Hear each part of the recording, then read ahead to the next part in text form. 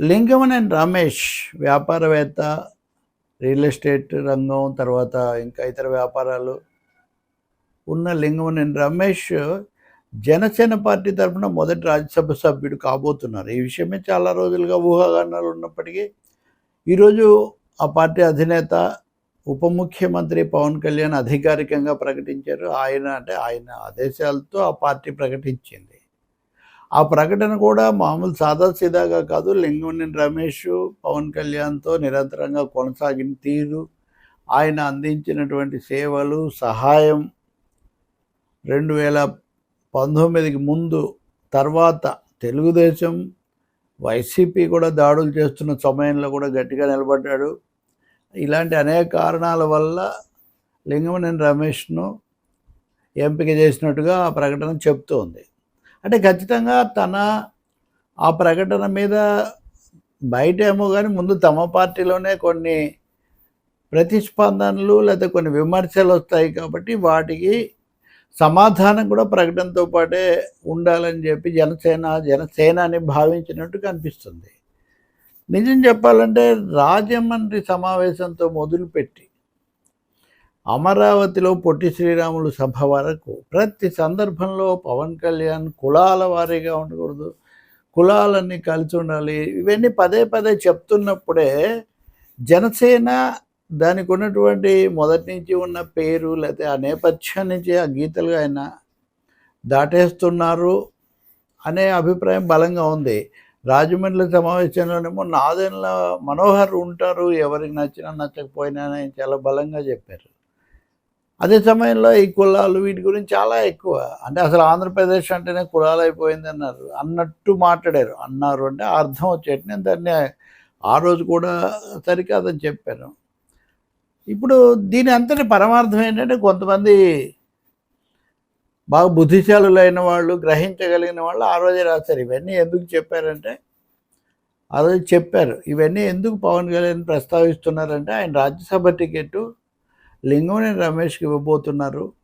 అందుకని దానికి ground preparation మానసికంగా సిద్ధం చేయడానికి ఆయన ఇవన్నీ మాట్లాడారని చాలా స్పష్టంగా కనిపించింది. బహుశా ఆ వ్యాఖ్యల తర్వాతనే కాపు సంఘాలకు సంబంధించిన కొంతమంది పెద్దలు, మేధావులు, లేకపోతే అంతకుముందు సేనాన్ని బాగా బలపరిచిన వాళ్ళందరూ తీవ్రంగా స్పందించటం, కొంతమంది బహిరంగంగా విమర్శించటం, వాళ్ళ మీద వీళ్ళు విరుచుకుపడటం, ఇవన్నీ కూడా జరిగాయి. అంటే కావలసినంత కసరత్తు అనండి, కావలసినంత వ్యవహారం నడిచింది. ఇదంతా అయిన తర్వాత నిన్న క్యాబినెట్ సమావేశము, ఆ తర్వాత సాయంత్రం ఎన్డీఏ పార్టీల సమావేశం. అందులో ఉదయమేమో పవన్ కళ్యాణ్ వెన్నునొప్పి అని వెళ్ళిపోయారట క్యాబినెట్ నుంచి. తర్వాత సాయంత్రం సమావేశంలో పాల్గొన్నారు. అప్పుడే ఈయన పేరు అయిపోయింది అని పొద్దునుంచి చెప్తూ ఉన్నారు. ఈ సమయంలో సాయంత్రం పేరు వెలువడింది. దాంతోపాటు దాని సమర్థన, దాని సమంజసత్వాన్ని వివరిస్తూ చాలా చెప్పారు. ఇక్కడ లింగమనేని రమేష్ సమంజసత్వం విమర్శించడం ఒకటైతే, ప్రస్తావించడం ఒకటైతే, జనసేన నుంచి వెళ్ళిపోయిన వాళ్ళు అని చెప్పి జేడి లక్ష్మణ్, తోట చంద్రశేఖర్ అయినా కొంతమంది పేర్లు ప్రస్తావించి వాళ్ళందరూ అలా వెళ్ళిపోయారు కాబట్టి, అంటే ఏంటనమాట, వాళ్ళు ఉంటే రాజ్యసభ వాళ్ళకే ఇచ్చామని. మరి ఆ మాట వాళ్ళకి చెప్పారు లేదు నాకు తెలియదు. ఎందుకంటే వాళ్ళని పిలిచి లేదు రాగానే వస్తుంది అని బహుశా పోనీ అధికారంలోకి వచ్చిన తర్వాత అయినా చెప్తే వాళ్ళు ఏం చేసేవాళ్ళో మనకు తెలియదు. ఎందుకంటే అనేక సార్లు వాళ్ళు ఆసక్తిగానే ఉన్నారు, అనేక సందర్భాల్లో వాళ్ళు సేవలు కూడా చేశారు. ఇంకా చాలామంది ఉన్నారు జనసేనలో కానీ ఇంకో చోట. నా సంగతి, నా అభిప్రాయాలు మీకు తెలుసు. నేను ఏదో కులాలు, మతాలు, ఆ కోణాల్లో మాట్లాడాను. కానీ ఒక ప్రత్యేకమైన నేపథ్యంలో ఒక ప్రత్యేకమైనటువంటి మద్దతుతో వచ్చినటువంటి ఒక పార్టీ కనుక, రెండవది అమరావతి ఆ ప్రాంతంలో లింగమనేని రమేష్, ఆయన సంస్థలు, అలాగే చంద్రబాబు నాయుడు గారు ముఖ్యమంత్రిగా గతంలో కానీ, ప్రతిపక్ష నాయకుడిగా ఉన్నప్పుడు కానీ, ఇప్పుడు కానీ ఉంటున్న నివాసము, జనసేన కార్యాలయము, ఇలాంటివన్నీ ఆయనకు సంబంధించిన స్థలాల్లో ఉన్నవి, ఆయన కట్టినవి కావటం కూడా వింటుంటాం. ఖచ్చితంగా పత్రాలు ఏముందో వెరిఫై చేయాలి కానీ.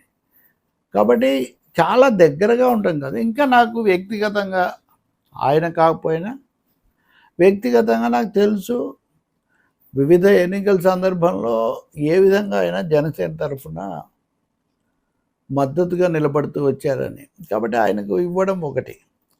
కానీ దాని ప్రభావం ఎక్కువగా ఉంటుంది. ఇప్పటికే కొంతమంది గతంలో వెళ్ళిపోయిన వాళ్ళ పేర్లు చెప్పారు పవన్ కళ్యాణ్. ఇటీవల కూడా కొంతమంది నిష్క్రమించారు కదా! ఇప్పుడు గతంలో మద్దతుదారులుగా ఉండి ఇప్పుడు విమర్శలు చేస్తున్న వాళ్ళు కూడా దూరమవుతున్నట్టే లెక్క కదా! రమేష్‌కు రాజ్యసభ సభ్యత్వం ఇవ్వడం ద్వారా విధేయులుగా లేకపోతే సహాయపడిన వాళ్ళు, తోడు నిలబడిన వాళ్ళను సేనాని తప్పకుండా వాళ్ళకు తగిన న్యాయం చేస్తారనే సందేశం వచ్చింది, సంకేతం ఇచ్చారు అని అభిమానులు చెప్తున్నారు. కానీ అదే సమయంలో చేసినప్పటికీ కూడా మాకు న్యాయం జరగలేదు, ఇంకెక్కడికో వెళ్ళిందనే భావన కూడా చాలామందిలో ఉండే అవకాశం ఎక్కువగానే ఉంది. సో ఇప్పటివరకు ఒక లెక్క, ఇప్పటి నుంచి ఒక లెక్క అని